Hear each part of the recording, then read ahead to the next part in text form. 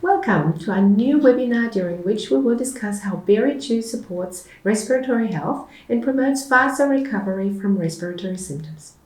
Our scientist, Philippa Thompson, and science team leader at the New Zealand Institute of Plant and Food Research, Dr. Dominic Lomiwis, will now take us through the latest clinical studies, formulation concepts, and the latest trends in respiratory wellness. Hi everyone, thanks for joining us here today. My name is Philippa Thompson and I am the product champion for BerriQi here at Energetics. I'm going to be talking us through this webinar over the next hour where we're going to cover a couple of different things from respiratory immunity and respiratory balance through to a compositional study we've recently done on BerriQi, and then we're going to hear from Dom at Plant and Food Research, who's just completed our latest human clinical, and then we will be finishing off with some formulation discussions for immunity and lung health. Let's get into it, shall we? So why do we care about respiratory health? The reality is these just aren't statistics up on the screen. They represent missed life moments, productivity losses, and preventable suffering that with the effective respiratory care we can address. With over 1 billion annual infections from the cold, everyone's definitely had a cold before, but what's shocking is that children will have 6 to 10 colds per year, and adults usually get about 2 to 4. Chronic respiratory diseases are also the third leading cause of death in the world, with over 454 million people affected. And even more shocking is that 90% of the population lives and breathes unhealthy air, which is just crazy, really. So what is a cold and a flu, and how does it affect us? So what happens is you get exposed to a virus. It enters through your mucous membranes and it will attach to your respiratory cells. From there, your body starts a defense. It has an immune response where it will send white blood cells to the area to neutralize and fight the threat. From there, your body starts an inflammatory cascade where cytokines will flood the area. This then causes those familiar symptoms you might expect, like congestion or a cough. Also, mucus is a really key one here, and that mucus might start in your nose or in your sinuses and drop down into your lungs, causing symptoms like throat irritation and then coughing and even bronchitis. But once we've sort of started attacking and trying to fight it, your body will start to produce collagen and deposit that down in your lungs. This is designed to be a patch for your lungs in order to heal them. And then once we get to the recovery stage, what happens is antibodies are formed for your future protection, and that collagen is actually tidied up and leaving your lungs healthy and happy again. So what happens with pollution? Pollution is a bit different. Pollution is a silent disruptor. So you can walk around every day and breathe in irritants into your lungs and not even realize they're being polluted. What these irritants will do is cause epithelial damage. This reduces your first-line defenses and causes oxidative stress, leading to cellular damage. This will trigger an inflammatory response, sort of like how we talked about with the colds and flus, but this inflammatory response will end up being chronic. Your body will stay in this inflammatory state, trying to attack those irritants in its lungs without ever really being able to heal. This leads to immune dysfunction because your body doesn't know whether or not it should be in an inflammatory defensive state or if it needs to calm down. This not only compromises your pathogen resistance for other colds and flus that you might get, but leads to long-term chronic damage of your lungs with an inability to heal. So what is respiratory immune balance and why is it so important? So your lungs and your immune system work together really closely in order to provide you the immunity and healthy lungs. It comprises of a couple of different things. We start with mucosal integrity. So that's that first line of defense that your lungs have. The mucus actually traps both pathogens and irritants and stops it from being able to actually attack your cells. That's your physical barrier. The second one is your microbiome health. So believe it or not, your microbiome actually plays a really big part in your immunity. The happier your microbiome, the better immune response you'll be able to have. Now 3 is immune vigilance. You might think, why is my immune system vigilant? But your immune system is always on the lookout for pathogens, irritants, things that it needs to respond to. That's kind of its point. And usually you might have an appropriate response level, but if this gets thrown out of balance, your body won't necessarily know when it needs to be in an inflammatory state or not. And then last but not least, we have that anti-inflammatory control. As you can see, they're all kind of linked together, but when you have a resolution of inflammation, your body knows to decrease that inflammatory state. But that might also get out of balance, leading to unbalanced levels of both inflammation and immunity. So, a really easy way to think about this is, say you're on a seesaw. Ideally, when you have respiratory immune balance, you want to be right in the center. But when you say have an underactive immune system and your immunity is not strong enough, that's going to lead to frequent infections. So you'll perpetually be having a cold or a flu, and you're not going to be able to recover. The opposite side, though, is when you have an overactive immune system, say you've been exposed to pollution, or you have an ongoing cold and flu that you're just not recovering from, you have asthma, allergies, your body's going to have that overactive immune system. And what we see with that is we have persistent cough, tissue damage, and incomplete recovery where your body pretty much just can't heal. And quite often what happens is a lot of respiratory products are really focused on boosting your immune system, so preventing that infection. But what that actually does is lead to an overactive immune system. Ideally, what you need to be is somewhere right in the middle between overactive and underactive. So how does this all translate, though, into the symptoms that we see when we get a cold or a flu? You'll probably remember me mentioning that white blood cells will travel to the site of an infection. One of these types of white blood cells is a macrophage, and macrophages actually have different states that they can be in depending on what they need to do. In an ideal state, where the immune system is well balanced, M1 macrophages will begin with the detection of viruses or bacteria, and it goes into fight mode. Once that virus and bacteria has been successfully defeated, the macrophage will switch into an M2 state. In this state, it heals damaged tissues, depositing collagen. It's kind of like a band-aid for your lung tissue. From there, the macrophage will switch into an M2C state, kind of going into a cleanup mode, and it will clean up the battle scene that it is, effectively removing that extra collagen that it's deposited, leaving you with healthy lungs. But what happens is that when you have an imbalanced immune system, your macrophages cannot progress from that M1 to M2 and M2 states. And quite often they'll get stuck at that M1 to M2 state in that overactive immune system where it thinks it needs to continually fight, instead of healing and cleaning up. When this cleanup doesn't occur quick enough, symptoms such as throat irritation can persist because epithelium actually takes longer to regenerate and repair than some of your other cells. What BerriQi does, though, is activate the progression of these macrophages from that M1 state into that M2 and M2C state. The unique anthocyanins we have in BerriQi actually prevent NF-kappa B, an inflammatory factor, from translocating to the nucleus of the lung while promoting anti-inflammatory PPA-WAR translocation. That's a really sciencey way of pretty much saying we're able to activate that shift from that M1 into that M2C and M2C states, encouraging healing and cleanup. So immunity products have gained widespread interest and adoption. There is 100% a time and a place where someone might need an immune activating ingredient in order to help support their weakened immune system. But the problem with these products, and they make up most of the market, is that they can actually exacerbate the problems and symptoms we see from having that overactive immune system. And the problem is they don't address the full cycle. Whereas BerriQi is both immune activating and immune calming. It provides support for defense against these viruses, bacteria, and pollution, but then also helps to repair the lungs after the damage has been done. So not only does this reduce symptoms, but it prevents damage from occurring in the first place and repairs the damage that might have already been caused. Well, hopefully that gave you a bit of a better understanding about respiratory health and respiratory immune balance and how important it is. We're now going to take a bit of a deeper dive into what are some of the compounds we find in BerriQi and what their therapeutic effects are. So BerriQi is a whole fruit powder consisting of boysenberries and apples. It's not an extract, it is really just the whole fruit, freeze-dried.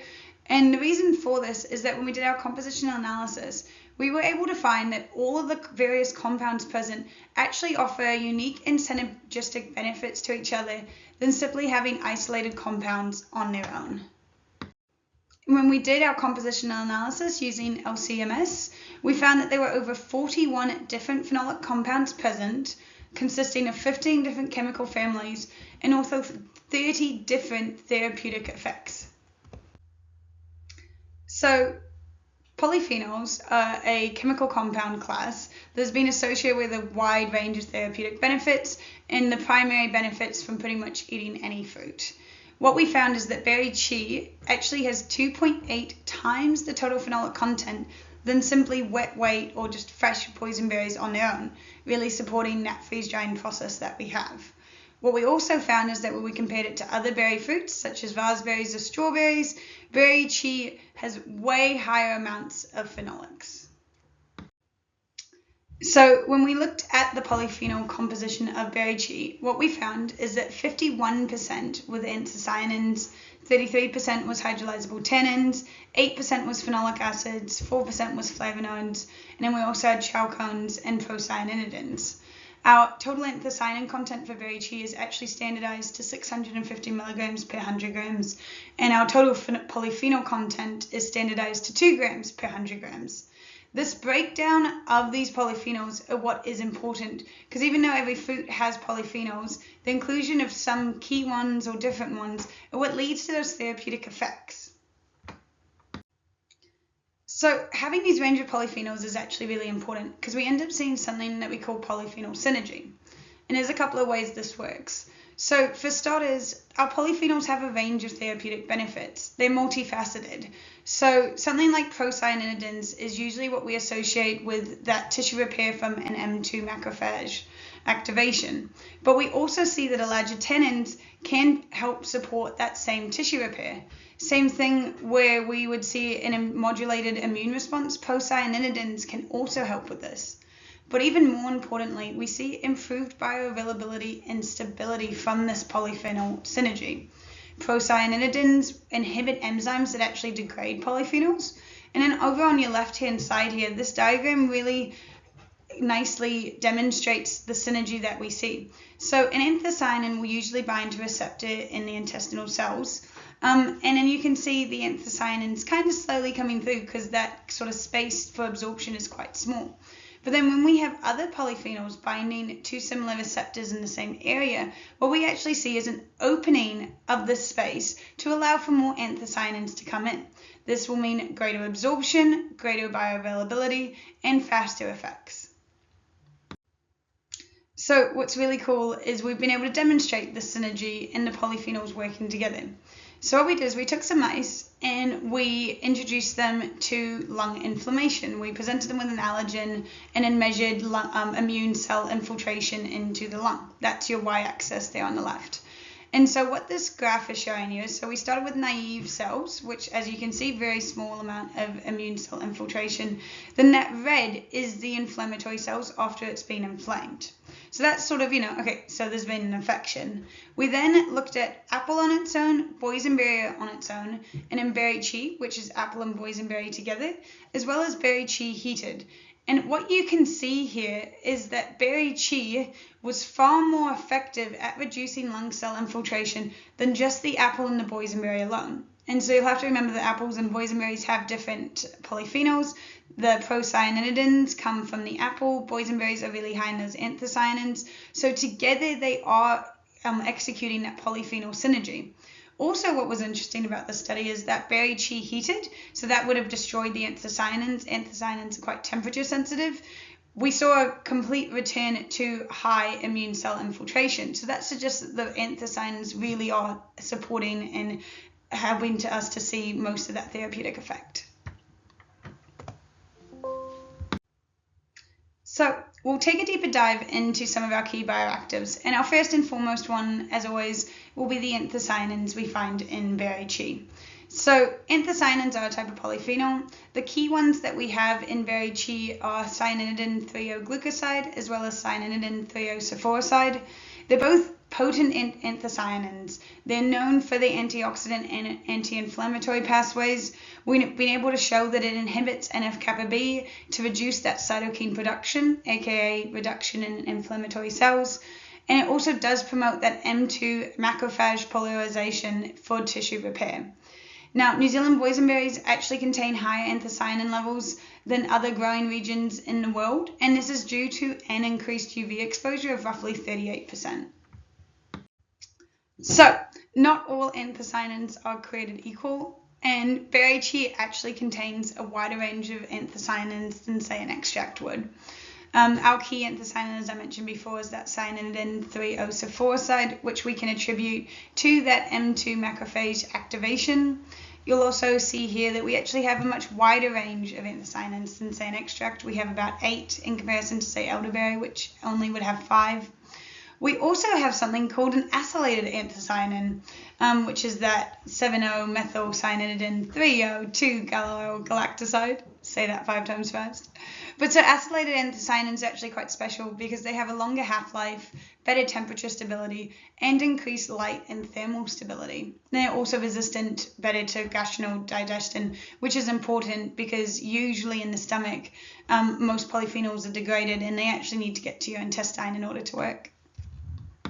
When we compare New Zealand boysenberries to other regions where they're grown, specifically Chile and the United States, we actually see that New Zealand boysenberries have the highest anthocyanins, highest total phenolics, as well as highest antioxidant capacity, specifically roughly 38% higher antioxidant capacity than Chile and 48% higher than the USA. When we compare BerriQi's anthocyanin levels to other fruits, what we can see is that BerriQi actually has 2.6% times more anthocyanins than wet weight boysenberry, and when we compare it to something like blackcurrants, bilberry, cranberries, all those other berries, BerriQi has a way higher anthocyanin content than other fruits. Another key bioactive that we have are our tannins. So hydrolyzable tannins comprise of 30% of our polyphenols. You can sort of see that long list down on the side there. And then elagitannins are of the primary type. But what's unique about these is elagitannins are actually metabolized by the gut microbiota into urolithins. Urolithins are way more bioavailable and are actually usually able to be used in comparison to some of the other polyphenols. Urolithins also have potent anti-inflammatory effects. They inhibit that NF-kappa B inflammatory pathway to help reduce inflammatory cells. They also support tissue repair and reduce collagen deposition. Ellagic acid is a very well-known polyphenol that we have present, and it has been attributed to things like a reduction in joint pain as well as tissue renewal. Another key bioactive we have are flavonols, specifically quercetin. I'm sure a lot of people have probably heard of quercetin. So BerriQi actually contains 18.3 milligrams per 100 grams of quercetin, which is amazing because it actually is the one that suppresses those pro-inflammatory cytokines. It is our primary flavanol, comprising of 4% of our total polyphenols. This comes mostly from the apple that we have in BerriQi, and quercetin is also able to improve endothelial tissue repair. So the other actually main key bioactive we have, there's too many for me to be excited about, is procyanidins. So procyanidins do also come from that apple. And although they comprise only 2% of our polyphenols, they're really important because they inhibit that airway immune cell recruitment, reducing inflammation. They've been associated with helping to manage asthma as well as more chronic lung diseases. And so what we can see here on that left-hand side with this graph is we were able to do a study where we had a naive cell and then we induced it with an allergen and then we gave BerriQi. And what you can see in each of these instances, so the BerriQi is on that right-hand side of each of those graphs, and those represent different immune cells. So we've got eosinophils, neutrophils, and in every instance, BerriQi was able to reduce immune cell infiltration. So not only are we promoting that tissue repair, but we are also reducing the immune cells that we have. Some of the other key polyphenols we have are something like carpenterol, which is a flavonoid known for its potent antioxidant and anti-inflammatory effects. We have epigallocatechin 3-gallate, which is a catechin usually attributed to green tea, again, neuroprotective and cardioprotective. We also have nerinogen, which is a flavonoid, which is, again, a potent antioxidant and inflammatory, usually found in grapefruits. But just the reason why I point these out is to just say that there is this really full suite of polyphenols all producing different therapeutic effects that when they come together, we see this really potent product. So what else is in BerriQi besides all those polyphenols? So we have sugar, like every fruit, has a bit of sugar. So it's really nicely balanced for its fructose and glucose, which is what you can see in that nice little pie chart in the middle there. And so this leads to a low glycemic impact, which is important because that does help with sustained energy release, as well as a gradual increase in blood glucose levels.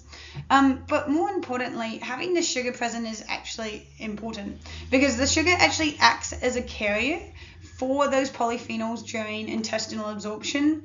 It actually helps to solubilize and transport them across the intestinal epithelium, improving both absorption and bioavailability.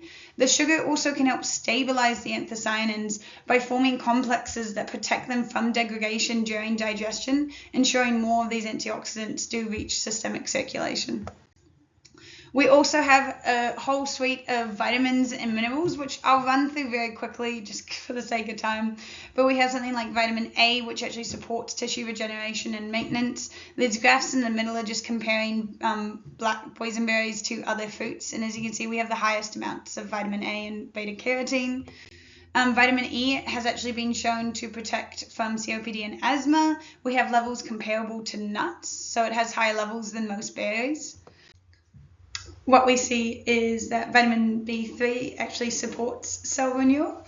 Again, way higher levels than in other fruits. So copper and zinc are actually two of our minerals that are really interesting because they actually help improve bioavailability. They act as cofactors for superoxide dismutase enzymes, which is just a catalytic enzyme, and so they actually amplify the effects of some of the polyphenols that we see. And then we also have dietary folate, which actually reduces breathlessness and has been shown to improve lung function. Low folate's actually been associated with an increased risk of asthma, and we actually have the highest amount found in any of the berries, and on its own it's a powerful antioxidant. So one of the key factors in composition with BerriQi is the fact that we have dietary fiber. And dietary fiber is actually so important and often missed in that extract where they take it out. So there's a whole range of benefits. It is a protection matrix, the fiber, so it actually stabilizes the polyphenols during digestion, allowing them to get to the intestine, and allows for more gradual absorption because they're actually intertwined with the fiber. This actually leads us to this other interesting point of, so there's something called non-extractable polyphenols, which is a new concept recently where, so when we do LCMS and any analytical test, we have to extract the polyphenols to put them through these machines. And what we found is that up to 60% of all polyphenols is actually not extractable, and they are actually bound into the dietary fiber. And so what this allows for is, instead of them being degraded in the stomach, these 60% of the polyphenols that we're not even surveying are actually making it to the microbiome and able to produce therapeutic effects. This fiber creates this matrix in order for them to get through. So that's a really important thing where, priorly 60% might not have even been accounted for. It also allows for prebiotic action, so the fiber actually feeds the gut bacteria that say transform those elagotanins into bioactive urolithins, and it also has anti-inflammatory effects throughout the body. Fiber is a really important part and actually comprises roughly 40% of BerriQi. Sodium is another key benefit. It actually helps to enhance absorption. So sodium is really important with your cell transporters by shuttling those polyphenols and anthocyanins across the intestinal cell membranes, increasing absorption and bioavailability. Also, sodium is really important for your lungs.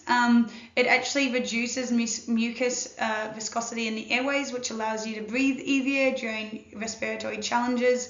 It also helps with your gut barrier protection and creates the foundation for your whole body's immune response. So when we look at BerriQi as a full cycle benefit versus, say, an extract, the sum of these parts really add up. So we have a complete polyphenol profile, including those unique tannins. We also have those polyphenols, the non-extractionable polyphenols that, say, an extract won't have. We are rich in vitamins, minerals, and fiber. Again, that fiber supporting those non-extractionable polyphenols, as well as the polyphenols having those vitamins and minerals that an extract wouldn't have. The sugars and the fiber are able to enhance absorption, which an extract doesn't have. And in the synergy between those polyphenols on their own, say an extract doesn't have, because it just has one specific type of polyphenol. And also we don't use chemicals when we process, so there's that as well. Really, overall, the whole fruit just provides a stronger product. And so just to really summarize that into sort of, the 3 key points, that fiber and sugar not only does it enhance gut health and promote probiotics, but it also protects our bioactives through digestion, which then leads to enhanced bioaccessibility. The anthocyanins and the procyanidins work together to enhance efficacy compared to just being on their own, which then, due to all of this, leads to that really quick effects that we see. We see effects within 1 hour because of these stronger therapeutic effects due to the synergy. And we've even seen this now, with that dietary fiber and that microbiome impact. BerriQi, when we grew it with some key probiotic strains, what we were able to see in this graph is showing you on the left-hand side is growth compared to control on its own. So BerriQi here, for most of these strains, helped to produce 100% more growth than just those probiotic strains on its own, really supporting this thought here that BerriQi and that fiber do help these polyphenols get into the intestine where they can do their work. So that's the composition. Now, what do we know about BerriQi from a clinical setting? So as you can see here, we have done a lot of work with BerriQi. It's over 10 years in the making. We started with an institute called Plant and Food Research, which is a research organization here in New Zealand. They developed a variety of inflammatory models where we were then able to test BerriQi to see. We did a variety of in vitro models, which has then led us all to this recent human clinical. Now, I'll just run you through some of this brief in vitro work just so we can have a better understanding of the therapeutic effects. So we started with a really key in vivo study in both an acute inflammation model and a chronic inflammation model in mice. They were either challenged once or challenged weekly for up to 10 weeks. And then what we were able to do after that is we were able to look at a variety of things. Specifically, one of them was immune cell infiltration. We sort of looked at this graph a little bit before, just briefly. But so what you can see here, and I'll actually get the little pen for this. So what you can see here is, so this is the baseline. These are the cells without an allergen. This is once exposed to the allergen, and then this is once given BerriQi. And what you can see here is, so this is antigen, monocytes, eosinophils, and neutrophils. After BerriQi was given, we had a reduction in that immune cell in all different types of immune cells. So that's really good. That tells us that we're able to fight off that infection. We're helping to reduce inflammation within the lungs. From there, we were able to take some stains of the mice's lung tissue and see what BerriQi really did. Again, we did that in both this acute model, so say cold and flu, and this chronic model, which is more of a pollution state. So what you have here, we're looking at normal lung tissue, then this is once exposed to an allergen, and then this is with the BerriQi. And so what we're looking at is this dark purple is actually inflammatory cells. And once we have been given BerriQi, a reduction in those immune cells and that immune cell infiltration into the lung. Nice and clear, very purple. We then looked at that again with mucus production. So in the center here, that dark blue is really heavy mucus cells. And then after BerriQi, we had a significant reduction in mucus cells. So we're able to reduce that mucus, helping you to breathe. But then, and now this is the most important slide, I think, in maybe my whole deck, is we were able to reduce collagen deposition. So I'm sure you probably remember when we were talking about that respiratory balance, that when you're in that M2 state for your macrophages, collagen is deposited on your lungs in order to repair them. You then need your macrophages to switch into that M2C state to actually clean up that collagen, because a heavy collagen that's not cleaned up is associated with fibrosis, persistent cough, and general constriction of your airways. What we were able to see here is, so this blue is collagen deposition. After BerriQi, not only was there a reduction in that collagen deposition, but it was actually redeposited in other places, leading to airway remodeling. So not only was it healing the fibrosis, but it was actually strengthening your lungs, allowing them to be stronger in the areas where they need and less in the areas where they didn't need it. So that reducing collagen deposition is one of the key factors that we have, and something that we've not actually seen in any other ingredient or therapeutic benefit. So it's not just fighting off infections, it's actually helping your lungs to be stronger.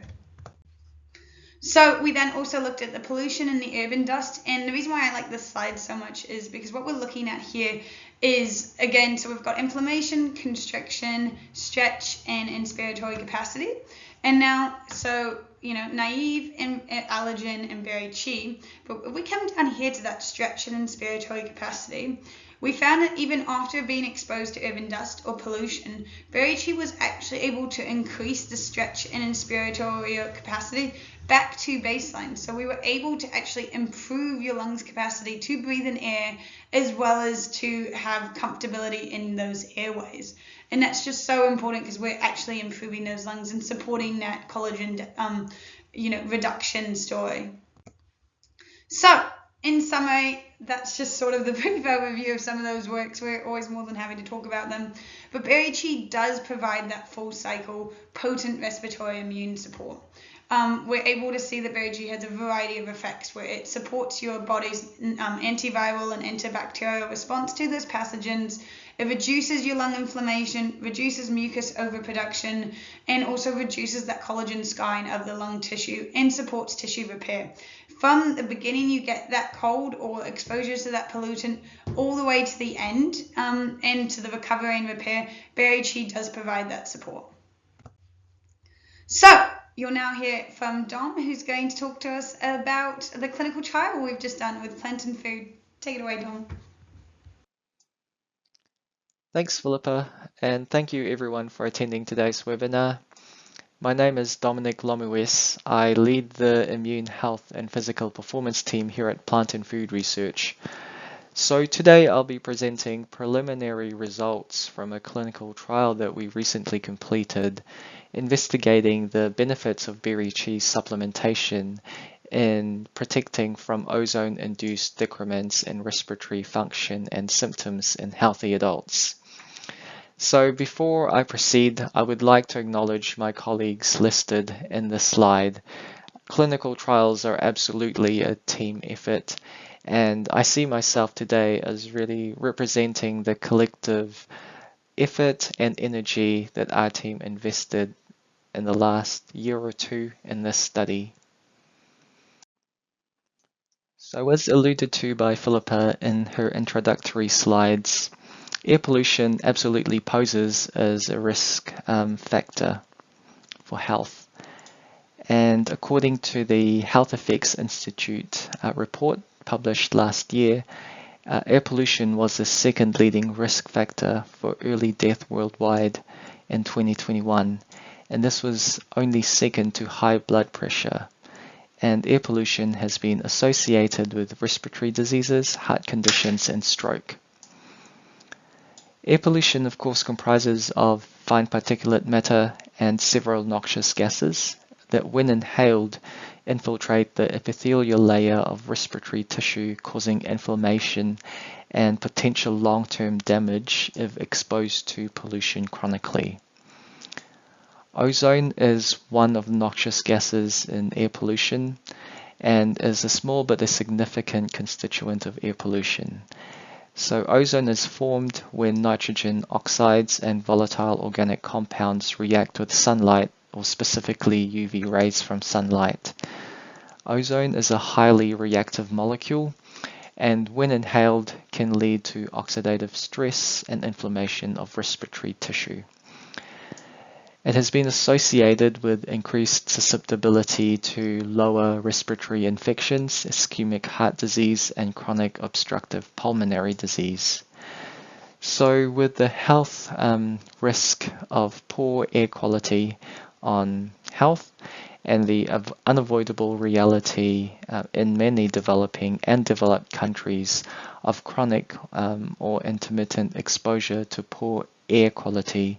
Interventions are needed to protect or mitigate the harms of air pollutants like ozone on respiratory health. One such intervention is dietary supplementation with functional foods with known benefits for protecting respiratory health outcomes following air pollution exposure. And this, of course, leads to BerriQi, a proprietary blend of New Zealand boysenberries and apples high in bioactive polyphenolic compounds known to have immune modulatory and antioxidant properties. And importantly, preclinical evidence summarized by Philippa and conducted by Plant and Food Research demonstrated the efficacy of BerriQi in protecting lung function outcomes following urban dust exposure in rodents. While preclinical studies, of course, are important, the gold standard for proving efficacy is randomized placebo-controlled human studies. So in this study I'll be presenting today, we investigated the efficacy of short-term supplementation with BerriQi in protecting against ozone-induced reductions in lung function in healthy adults.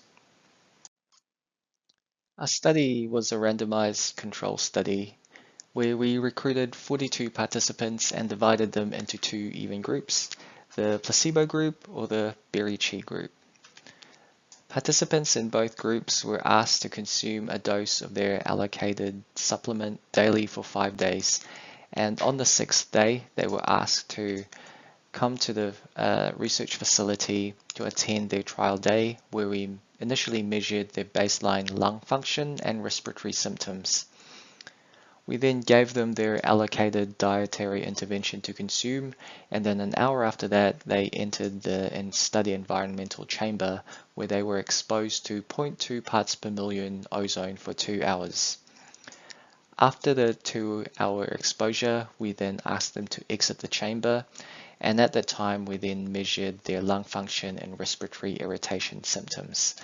We then did the same measures 30 minutes, 1 hour, 2 hours, and 4 hours after ozone exposure on their trial day. To ensure that their lung function had fully recovered post-ozone exposure, we also asked the participants to return 24 hours and 48 hours after their trial day, where we measured their lung function. So after their first trial arm, participants were given a minimum of 2 weeks washout and then asked to return and repeat the study again for the second trial arm.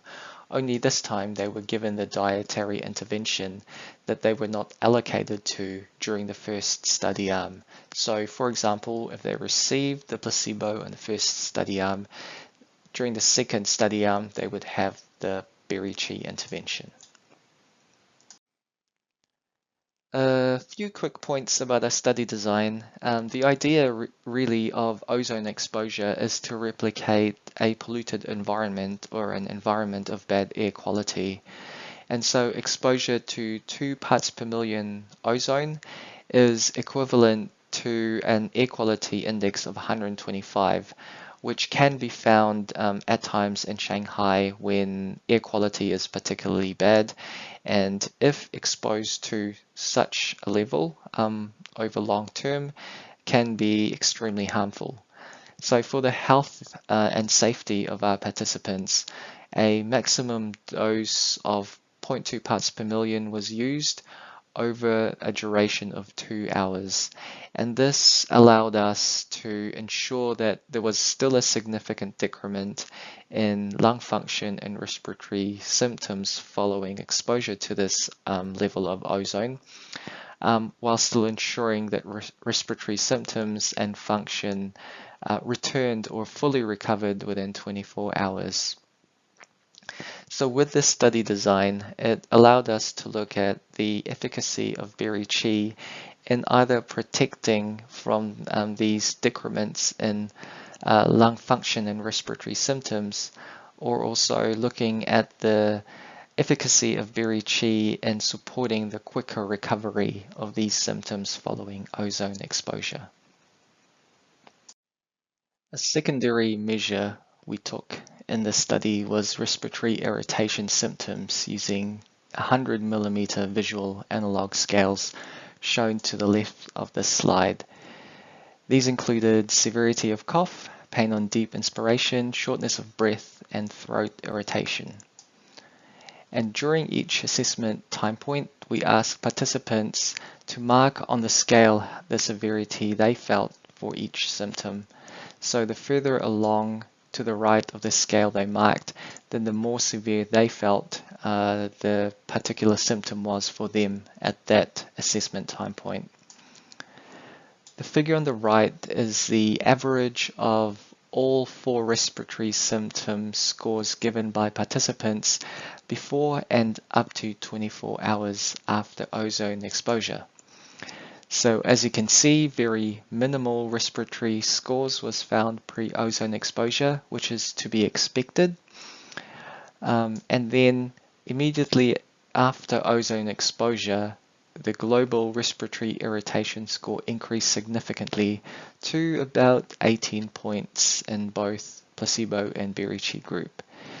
This then dissipated progressively over the 4 hours during the trial day, fully recovering within 24 hours.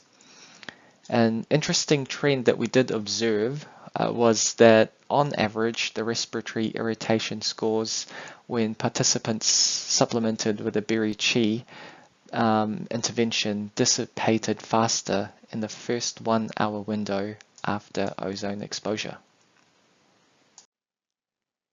And if we dive deeper into this observation and look at each of the respiratory symptom scales individually, and taking 12 millimeter as the first recovery threshold for each respiratory symptom, which is approximately 25% recovery, we found that for shortness of breath, there was an 8% difference in the number of participants who had shortness of breath scores less than 12 millimeters 30 minutes after ozone exposure, with more participants in the placebo group having higher severity scores for this particular respiratory irritation symptom. For pain on deep inspirations, we also found similar results. So 1 hour after ozone exposure, there was a 13% difference in the number of participants who had pain on deep inspiration scores greater than 12 millimeters.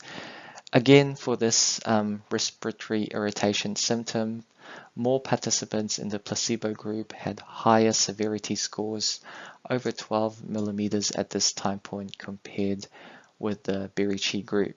So altogether, these trends suggest the faster resolution of shortness of breath and pain on deep inspiration severity scores after ozone exposure in the BerriQi group. Looking at throat irritation scores, we found that overall throat irritation was significantly lower when participants supplemented with a BerriQi intervention compared with the placebo.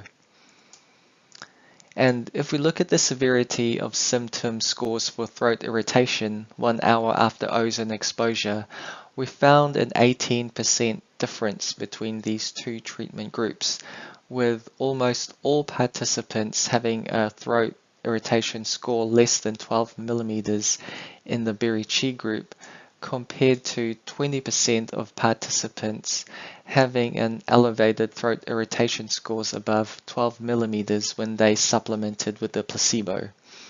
So overall, BerriQi supplementation resulted in significantly lower throat irritation scores following ozone exposure. As part of the study, we also did collect venous blood samples from our participants at allocated time points during the trial day, and these were collected to measure for metabolomics, immune and oxidative stress biomarkers. And the hope is that these measures would help us tease out mechanisms of action by which BerriQi may reduce respiratory irritation symptoms that we observed in the study. While we're still in the process of fully completing the analysis of data and samples from this study, here are a few highlights that we have discovered so far. Firstly, ozone exposure resulted in a significant rise in respiratory irritation symptoms that dissipated quickly over the first 4 hours after ozone exposure and returning to full recovery by 24 hours. We also found that BerriQi supplementation reduced respiratory symptoms following acute ozone exposure to 0.2 parts per million ozone. Specifically, there was a trend towards faster resolution of shortness of breath and pain on deep inspiration during the 1 hour window after ozone exposure in the BerriQi group compared to the placebo group. And secondly, there was significantly lower throat irritation symptoms measured in the BerriQi group over the 24-hour period following acute ozone exposure compared to the placebo. So with those highlights, I will end my talk. Thank you for your time, and I will pass on to Philippa. So thank you, Dom. That was absolutely fascinating. I always love hearing about that study. The results are just so exciting to supporting that whole BerriQi does help recovery quicker, which sort of was the basis for this clinical study, which we have ongoing, which is our BerriQi for kids. So what we're looking at here is a placebo versus BerriQi study in children who are aged 5 to 13. We're hoping to have 62 participants. It is ongoing. But what will happen is they'll either be giving a high dose of BerriQi for children, that's 1,000 milligrams, versus a placebo. And then what we'll be measuring is how many days they have to take off school when they're sick, and also how quickly they manage to recover from their cold or flu. We're really excited because this will demonstrate the efficacy in children as well as the reduction of severity of illness. We have also completed a market acceptance test for consuming BerriQi for those in a high pollution environment. So these participants had ongoing chronic symptoms that that weren't sort of fixable. They were chronic, and they had symptoms such as mucus and phlegm, headaches, weepy eyes, fatigue. And what we did was either give them a 1,300 milligram dosage of BerriQi or a 650 milligram dosage of BerriQi. And they took this over the course of 2 weeks. And so what we saw when we compare these two graphs is a clear dose dependency. So that 1,300 milligrams is that really quick, fast, trying to treat acute symptoms. And we saw a really amazing improvement, up to an 83% improvement in symptoms. And in that 650 milligram dosage, as more of a maintenance dose, we still saw really amazing results within 2 weeks of up to 41% improvement in, say, mucus and phlegm. And what this just shows us for BerriQi is it completely depends on what you're trying to treat. If you're looking for a more acute response, go for a higher dose. But if you're looking for more of a maintenance dose, a low dose totally does still help. And again, you have to keep in mind for here, these were chronic symptoms that our participants couldn't get rid of. And even just after 2 weeks, we saw such good results. It was amazing. We have also recently completed a BerriQi runners market acceptance test. So we thought, BerriQi helps with lung recovery. Why don't we see how it helps with exercise? And what we were able to see is that when we compared both VO2 max, which is a measurement of how well you take up blood oxygen, as well as your pace when you run, we saw 23% improvement in that pace compared to when they started after 6 weeks, as well as an 18% improvement in that VO2 max. So BerriQi not only helped our participants breathe oxygen easier, they were actually able to increase their running speed, which is cool. And so this sort of just summarizes that whole end sort of story of, BerriQi as a full cycle support. So what we could see here is this is sort of just like the timeline of when you get a cold. And what we see here is that day 1 to day 4 is usually where that immune activating comes in. Your body has to fight off the infection. That's where you get those initial symptoms. And it's where we see a lot of immune activating products working really closely to help you fight off the infection.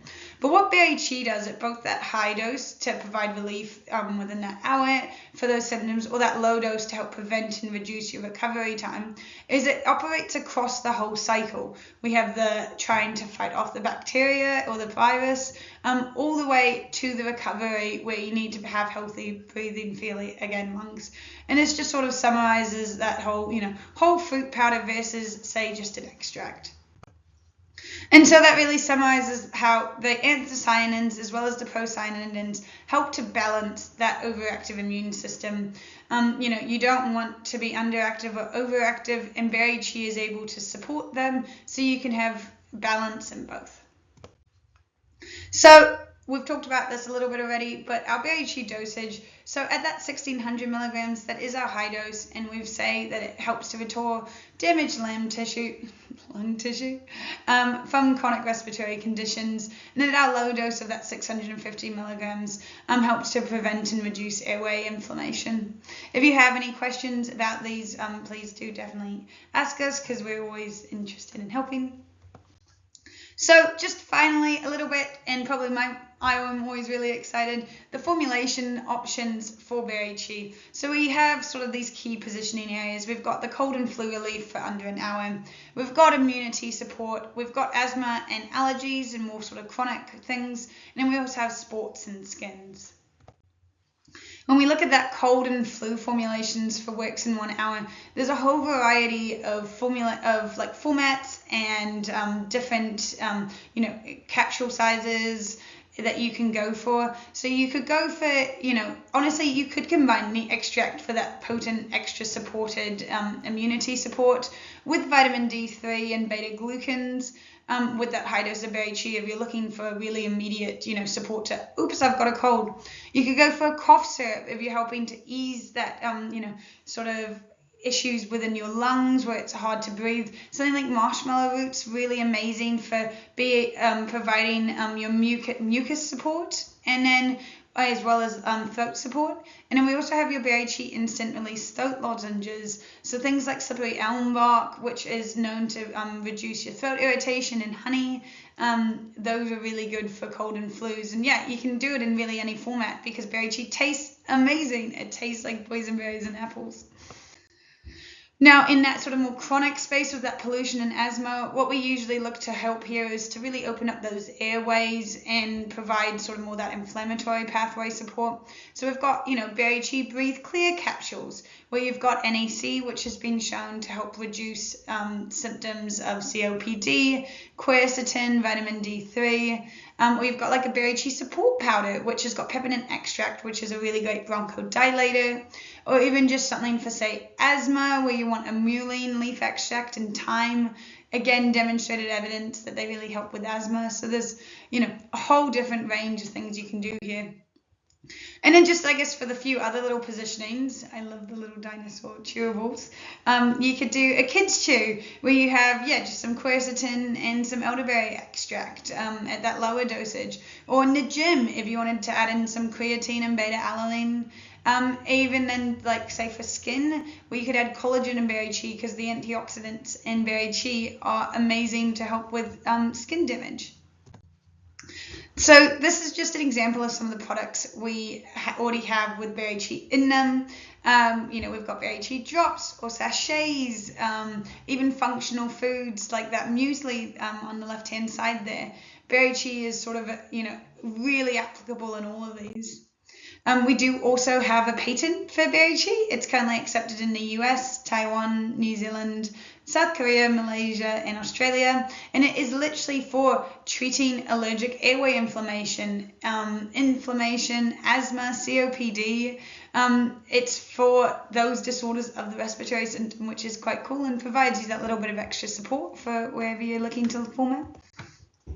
Some of the claims we have, and we've really covered these, but, provides respiratory immune support, maintains normal lung tissue integrity. So last but not least, just a little bit of a conversation about the safety and suitability. So BerriQi is suitable for toddlers and young children from 6 months old. It's acceptable for them to have because it has a self-determined grass with a long history of safe consumption with apples and boysenberries. You can feel confident knowing that this is safe. It is really just a fruit powder. And in addition, our analyzed compositional analysis has confirmed its safety profile, and it's even on the list of safe foods to eat during pregnancy. Which is really great. So there's, you can use it for everything. From the regulatory standpoint, it does have that self-determined grass. It is dairy-free, gluten-free, preservative-free, comprehensive quality assurance programs. Definitely, reach out to us if you want to know more about that. And now, so congratulations, we've made it to the end. I hope that was interesting. We'll now move into our panel discussion where we'll just have a series of questions for some of our most usually asked, and if you have any questions after that, we will have a Q&A. Thank you so much for listening. I really appreciate you guys taking the time. Have a lovely rest of your day. Cheers. Hello everyone, I hope you've enjoyed the webinar. Now we will move into the panel discussion and we will meet Dr. Dominic Lomiwes to discuss a few key questions around the ozone study he's undertaking for us. Okay. Just starting then. No. Do you think a dosage change would have seen different results? Yeah, it is possible, but the only way to prove this really is by doing additional studies to compare whether the benefits that we observed from the clinical trial in terms of the irritation symptoms will be greater or equivalent to in participants if we used a higher or lower dose. So possible, but yeah, we'll need to explore that further. And however, to my knowledge, this is the first study where we've shown the benefits of BerriQi in supporting lung health following ozone exposure. So I suppose this study can form the foundation if we're wanting to look at optimizing the dose for future clinical trials for companies like Energenics to consider. But I know that they need to balance this with, I suppose, the cost margins of producing such high-value ingredients. That's right. Thank you. What would be a next step in the study if you were to continue it? Yes, that's a good question. So a good problem to have with clinical studies where you see positive results like these is, like this one specifically, is it does open up many more questions. So this study was done on healthy adults, and so populations with chronic respiratory conditions, people who have asthma, for example, are more susceptible to the negative effects of pollution. So a next step could be investigating the benefits of BerriQi and supporting lung health outcomes in cohorts with people like asthma in the context of pollution, for example.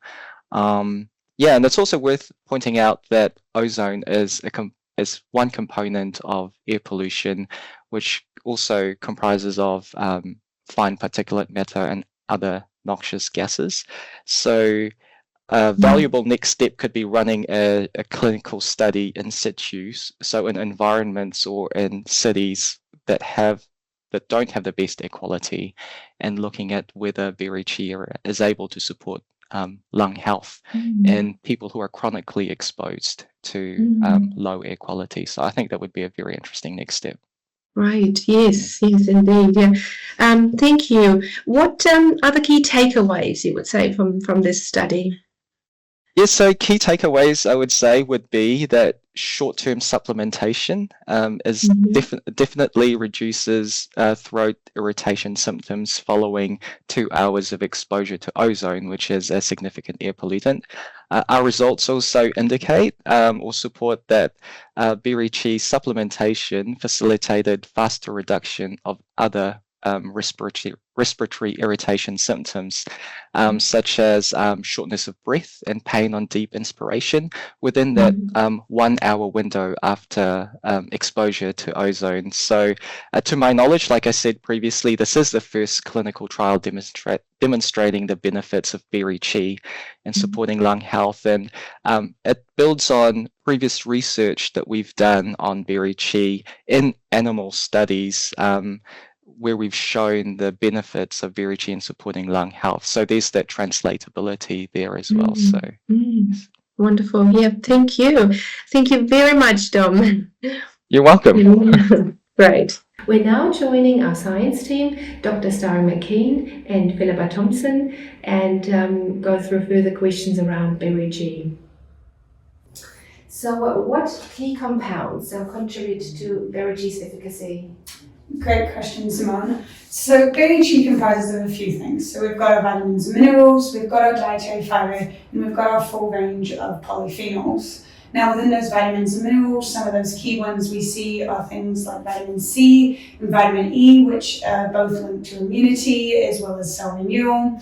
We then also have those minerals such as copper and zinc, which are really good at supporting catalyzing enzymes to help with the processing of some of those polyphenols. We then also have that dietary fibre, and that dietary fibre does a few different things. It acts as a protection matrix for polyphenols.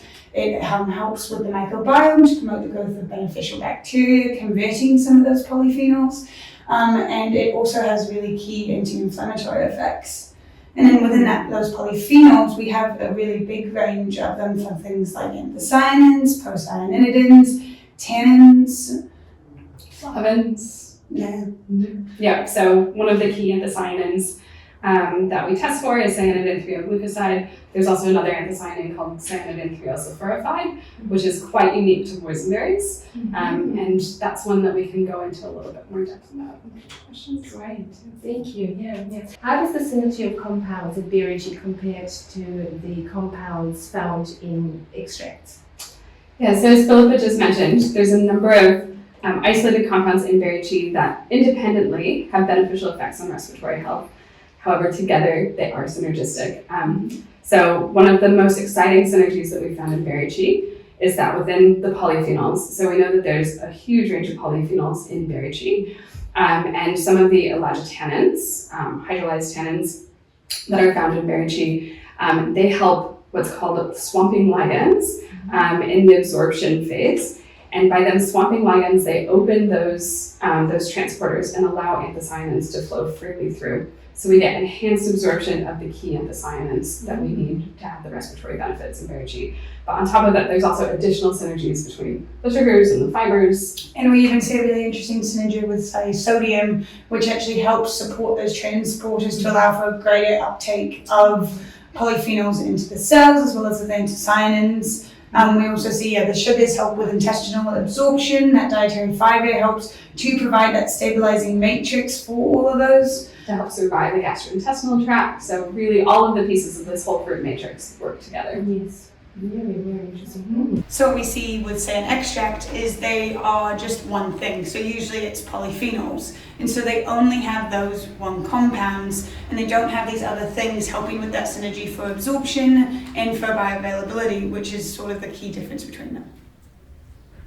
Great, thank you. How does BerriQi differ from other berry fruits? Right, so there's a lot of similarities and differences between berries, different berry types. One of the similarities is that all berries are going to have some kind of anthocyanins and polyphenols, but one of the key differences is that the actual profile of anthocyanins and the profile of additional polyphenols, such as elagitannins, is going to be quite different. So one of the key things that stands out in boysenberry is the cyanidin 3-sulforaphide, and that's not found in any other berry fruit. So there are some berry fruits that might support brain health and other berry fruits that are going to be quite immune activating, but this particular anthocyanin that's found in such high concentrations in BerriQi, in boysenberries, that's what really works on the respiratory system and works on this macrophage modulation within the respiratory system and is this anti-fibrotic kind of mechanism that is totally unique to BerriQi, hasn't been found in another pharmaceutical compound, let alone another food. And sort of just to add on to that, we also see that with that range of polyphenols we have, say, the inclusion of hydrolyzable tannins. A lot of other berry fruits don't have those tannins. That anti-inflammatory action actually contributes to that full cycle support we've seen, where it's not just the remodeling, but it's also supporting your immune system, which other berry fruits might not have as much of. We also see the highest amount of dietary folate found in any berry in boysenberries. And so that's being linked to helping improve, say, symptoms of COPD, and actually having low dietary folate is linked to a higher risk of asthma. Right. Okay, thank you. Yeah. What positioning and what formulations would you recommend? Right, so there's kind of two broad classes of positionings. One is the acute kind of respiratory infection type positioning, and the other is more of the chronic respiratory wellness positioning. So the acute respiratory infection, that's obviously going to be colds and flus and rhinitis. The chronic positioning is going to be chronic pollution exposure, asthma, allergies, COPD, sarcoidosis, potentially cystic fibrosis, and actual chronic lung conditions. And Philippa is our formulation expert and has come up with formulations for all of these potential positionings. Yeah, and so I guess just based on those positionings, right, there's sort of, again, what we talked about priorly, but just, there's key things depending on what symptoms you're trying to treat. So we're looking at acute, really fast acting, we want to solve something now. We have something, say, just like zinc, which is a really potent immunity supporter, or you go for something like a marshmallow root, which has been shown to actually have mucolytic properties. So it actually produces like a soothing effect to help with, say, sort of support throat irritation and your lungs really hurting. So that just goes really nicely with BerriQi's effect of that calming and providing support. And then if we go the chronic route, you want something, say, like NAC, N-acetylcysteine, which has been proven to help patients with COPD, or something like peppermint, which is a bronchodilator. So when you're in those really chronic states and your lungs are just so tight and they can't breathe, having something like that to really help open up the airways is really good. Great. Yeah, thank you. What is the difference between maintenance support and acute support? Right, this comes down to differences in the immune system and the immune response. So an acute immune response is going to be something temporary. It's going to be something short-lived. It's immediate exposure to a pathogen or immediate exposure to high levels of pollution that you're not actually used to. And that immune response is quite different than, say, a chronic low-level amount of inflammation in a chronic immune state. So the acute side of things, macrophages jump into fight or flight mode, and it can lead eventually into chronic states of low-level inflammation. In chronic states of inflammation, we see ongoing, clearly an ongoing inflammatory response, but that can lead to airway remodeling. That can lead to changes in the structure of your lungs, changes in the amount of air that's actually able to be inhaled. And so we have two different doses to address those two different immune states. And luckily BerriQi functions, it has roles in both of those immune states. Right. Yeah, and so what we kind of see is, so we have what we have as our high dose, and so that's that 1600 milligram dosage, and that is for those acute symptoms. That's for when you want to hard and fast, address those really immediate issues. You want to fight, you want to have that fight, you want to help switch your macrophages into that healing state so we don't see that immediate scarring, whereas our low dose, which is our maintenance dose of 650 milligrams, that is better for more those long-term chronic, when you're wanting to provide that maintenance, that support, and so that when you do get exposed to an irritant or a pollutant or a pathogen, your system's already been healing, it's more ready to be able to face those issues. Right, yeah, thank you. How does BerriQi compare to other immunity ingredients on the market? So this is probably one of my favourite questions, and because there's obviously a lot of immunity products out on the market, but BerriQi really is quite unique for a variety of reasons. For starters, and something that we really like to talk about, is it's safe for kids. A lot of ingredients, especially extracts, when they're in those higher doses and there's concerns about toxicity, BerriQi is a whole food powder. I know we've sort of really compounded on that in this webinar, but we take boysenberries, we take apples, and we turn them into a freeze-dried powder, and that's all they are. So they are safe from 6 months old for children to consume, and that's really great for that. Also, it tastes amazing, another kind of key difference. But also, in another, I guess the main difference really, is that BerriQi provides that full cycle support. Again, those are words we've used, but so from, providing support for your immune system before you even get sick, to then helping fight those symptoms that you have when you have a cold and flu, but then also to ensuring that you don't have those lasting symptoms, to ensure that your lungs can recover, they can, not have that nasty cough that just sticks around for 3 months. That's where BerriQi differs. Most of the products in the market really just focus in one area where we do provide that comprehensive support. Right. And the final question, can you use BerriQi in functional foods? Fantastic. Yep, we definitely can. So we actually have 2 forms of BerriQi. We have our freeze-dried powder, and then we also have a BerriQi concentrate. So the concentrate is in a liquid format. So if you're looking at formulating into functional, say, beverages or cough syrups, or even just like a little shot drink, that BerriQi concentrate is a perfect format for that. It's got amazing solubility. It dissolves into just a clear liquid, and again, tastes so yummy. I would drink it straight, to be honest. You and me. But then for the powder, it is really suitable for things such as, putting it into a bar or putting it into a sachet, or even like, a smoothie powder. It totally works. The anthocyanins are slightly heat sensitive, so you can only sort of put it up to those high temperatures for only so long. But if that's something you're interested in, please, we say to everyone, come talk to us, and we're happy to talk through, what that product could look like and how we can ensure, the best amount of stability and efficacy of our ingredients. Wonderful, wonderful. Thank you very much. Thank you, Dr. Starren McKean again, and thank you, Philippa Thompson. We're now moving into the Q&A session. Please type in any of your questions. Thank you.